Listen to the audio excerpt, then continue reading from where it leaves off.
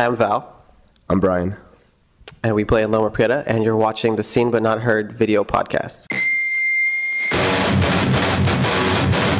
Hey there, thanks for watching another Seen But Not Heard podcast. My name is Phil. We are here in Chicago at a DIY venue called The Orphanage. And joining me on the podcast today, we have Val and Brian of Loma Prieta. How are you guys doing? We're tired. Tired? Tired and sick. Tired and sick, I take it. That's rough, although just 2 weeks in already. Yeah. Now, you guys are from the Bay Area, right? All of you? Now, I imagine when most people think of the Bay Area and music, they probably first think of Metallica and the early thrash metal days. But could you talk about what was it like for you guys growing up there? What were the bands that you were into? What was the scene like? For me, it was weird growing up just outside of San Francisco. San Francisco is always like the idea of playing in San Francisco was kind of like, that's like the big time for me. And now that I live there, I don't want to ever play there. Ever, it's kind of like not as fun as I had imagined.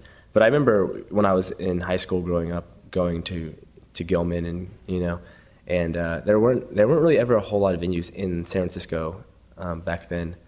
But I remember going to see Funeral Diner. They were probably like one of the bigger bands at that time that I would go see. They were actually doing things that I was interested in. Sure.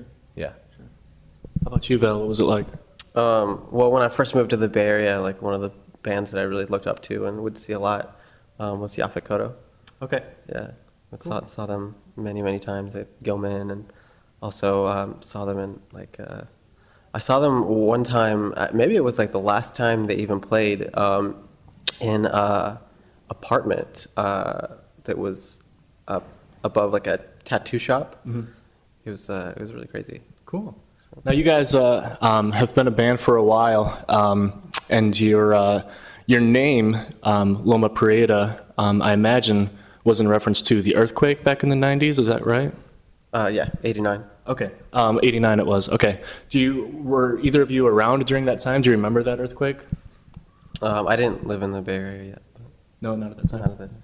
I was 4, I guess, I don't remember anything about it at all. Okay. Sean, who I believe came up with the name, is I don't want to say older, like old, but he's like a bit older than we are. Okay. So he has more memories of it. Was he the one that came up with the name then? I think he was the one that threw it out there. Yeah. Okay. Yeah. You guys were just like, yeah, that sounds cool. Let's do it. Yeah. I mean, when you live in the Bay Area, you live in San Francisco specifically. It's something that's kind of, or like the idea of earthquakes in general is talked about quite often because there was a huge earthquake in 1906 or 1907 that destroyed most of the city. So everything has been rebuilt since then. So everything was like, when we started the band, everything was about like 100 years old, and they're like, this is how long, we had planned on the city, the time span of being between that earthquake and like the next large one. Yeah. So like living in the Bay Area, it's kind of always like, you're like waiting for the next, earthquake to happen, but 89 was, the big guy, I guess. Cool. Yeah. Now, you guys just released your latest album, IV, a couple months ago. Can you tell us a little bit about what was the process like going into that album, and how do you guys feel about it now that it's been out for a couple months and is out, in the open and to the public? Well, that record, just like every other record for us, was written sort of in like this time constraint sort of situation, because at the time I was still in school and everyone was still working and figuring out what they were sort of doing with their lives, and so we actually wrote and recorded that album like almost a year ago now. Right, it took a really long time for it to come out. Actually, we didn't know who was going to put it out. We were going to put it out ourselves, and Deathwish was interested, and so we ended up doing it with them. And I don't know. I like the album a lot. I think that the idea behind it was that we wanted to write something that would be really fun for us to play live, because I think a lot of our other material is really sort of. It's harder for us to play, and actually a lot of times for a tour we will sit down and relearn some older songs, Whereas like with this album, the songs sort of come out really naturally and are easy for us to play. Cool. It sounds like a very emotional record. It's very intense. Was there a direct purpose behind that? Did you guys kind of go into it saying like, you know? I don't know. For me, you know, I use music as, you know, an outlet, as I think most people do, and I don't know. That's kind of I never like think of a song being like, this is like an angry song or this is an emotional song, like negative or positive. It's just like the act of playing is what is the outlet to me. And you know, like the physical movement is what is fun to me and what makes me feel like connected with the music. So I think a lot of it with me was just like the rhythmic ideas came out and make it seem more intense because we had the idea of like what makes us happy as musicians and what makes us feel like fulfilled while playing. And you know, it seems more intense and there's like, you know, definitely more emotion into it, and it has a lot of negative and positive, you know, emotion behind it, but the genre makes it seem like it's all, you know, negative things. How did Deathwish approach you? How did that come about that they found you guys and decided to release the album? And what's your relationship been like with the band since then? Well, I had a relationship with Trey from Deathwish because he and I and Max from 625 co-released the Punch How Nothing Lasts 7-inch.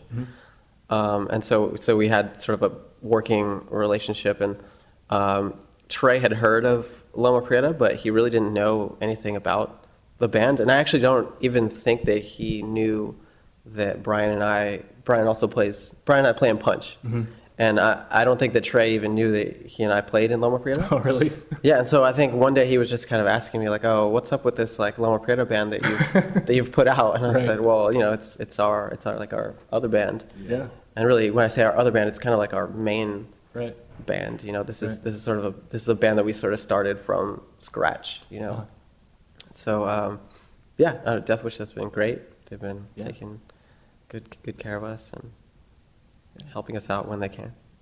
Yeah, I thought it was funny. I remember getting like an email or a text from Trey saying like, "Why didn't you tell me that you were in this band?" And it's like, to us, we've never been ones to like go out and like, we've always been like a DIY band, so we've never thought about pushing ourselves in other directions. So to me, it was like, it was never, I don't know. It's not something that I would say that we didn't think about doing, but it's just like, I don't know. I thought it was like kind of like a weird thing to be like, oh, like you put out this one band that I'm in, like let me show you everything else. I always was like, if it, you know, made itself that way, then it would work out. And I don't know. It's funny. Trey's a funny guy. Yeah. Well, what's that transition been like for you guys? Kind of going from just a mainly DIY band to now being on a fairly big label. Do you feel like you're getting more exposure or recognition, or is it weird, kind of, you know, changing that mindset at all? Or if that happens, what is it like? You know, I don't know. I haven't really noticed any like major changes. I mean, we still run the band the way that we always have, and I think that, you know, now when we do something, Deathwish will help promote it, and I think more people hear about it, like when we're coming to their city or something, you know. Like we played in Chicago in November, you know, and actually, I don't know, did they promote that tour also? They must have. Well, we did that tour with Punch, I think, so there was already like, there was already a little bit of like that backing. And I think that was November. I'm trying to think back of like when. I guess we had already been talking to them then, but I don't know if the record had been announced. Yeah. But they were, I don't know. They're pretty much like, they always ask us like what we need and if we need anything, and they help us out. But other than that, it's like, what do you want to do? That's always how they phrase things, and it's been really good. People think that it's like this huge label that's like this huge. They have like corporate office and all this stuff, but it's like a handful of guys that work really hard and happen to be successful at doing it, you know? Yeah. And other than that, other than like the, you know, the support of like the big name, like everything is run the same. Right. Yeah. And aside from being deathly ill, how's the tour been so far? It's been great. I think we played in Tacoma. We'd never played in Tacoma before. That was cool. And then we played Seattle after we hadn't played Seattle in like 3 or 4 years, and Seattle was really, really good. That was so far the most memorable show of the tour for me. You guys are going out with Converge later on in the year, right? Yeah. Okay, cool. Any other announcements or things to kind of look forward to in the year ahead? We're doing Europe again. People keep asking us about that. Yeah. That's coming up, and we're working on booking that. There's a lot that we want to do, but it's so hard because we haven't been home. We've been gone since about June of last year. Okay. Like working on something or writing music or touring with another band. So it's kind of hard to for us to manage our time that far in advance. But hopefully Europe. Definitely Europe is happening, and hopefully some other tours. We kind of plan on being out for the rest of the year. Yeah. More writing. We're writing some songs. Yes. As soon as we get home from this tour, we're working on a new record already. So awesome. Yeah. We look forward to it. I always like to close out these podcasts by giving the artists a chance to plug or promote anything, or say anything to their fans. Is there any other bands that you want to especially promote, or anything that you want to make people aware of? There's a band that I really like from San Francisco called Skin Like Iron. Mm-hmm. I think they're the best band out right now. Mm-hmm. So I think, whoever's watching this should check them out. Skin Like Iron. Anything else? No. Thank you. Just us. Loma Prieta. Right on. Well, thanks so much, you guys, for coming on, and good luck with the show, and hopefully we'll cross paths again soon. Yeah. All right. And thank you guys for watching another Seen But Not Heard podcast. Hopefully